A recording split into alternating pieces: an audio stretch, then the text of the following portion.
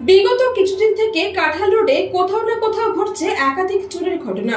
খোয়া যাচ্ছে বাসাবাড়ির মালামাল, গবাদি পশু সহ যানবাহনও।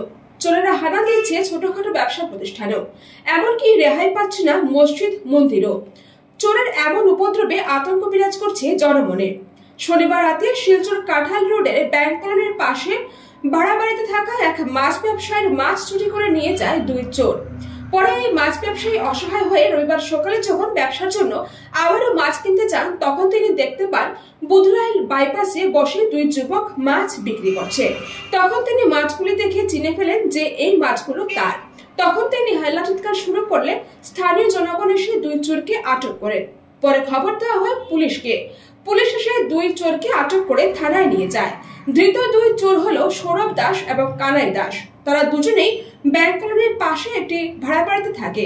মাছ ব্যবসায়ী সাংবাদিকদের জানান, বিগত কিছুদিন আগেও তার সাইকেল চুরি করে নিয়ে গেছে এই দুই চোর এবং তারা স্বীকার করেছে যে তারা এই চুরির সাথে জড়িত। ঘটনাস্থল থেকে স্থানীয় পিন্টু দাস জানান, গত 3 দিন আগে বুধরাইল থেকে রাতে তার একটি ই রিক্সা নিয়ে যায় চোরের দল।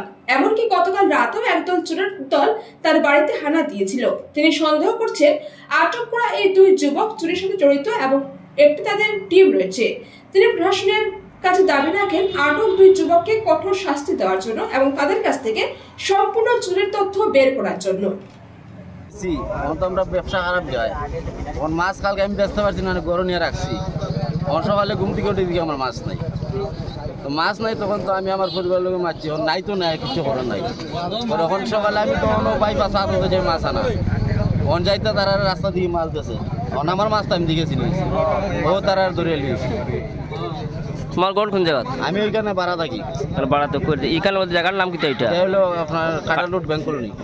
এর আগে সাইকেল চুরি হয়েছে আমার বাড়ির থেকে গিয়া, তো মনে 15-20 দিন আগে বাইপাসের দ্বারা রাত 2টা-1টার সময় দেখছি তারা 2টা আটাউটি করে রাত আমা করতে 2টা সাইকেল চুরি। আজকে শুনিয়া মুখ সাথে না ডাইরেক্ট আইছে সুর দেখবার লাগে। বহুত কষ্ট করে তার সাইকেল কিনে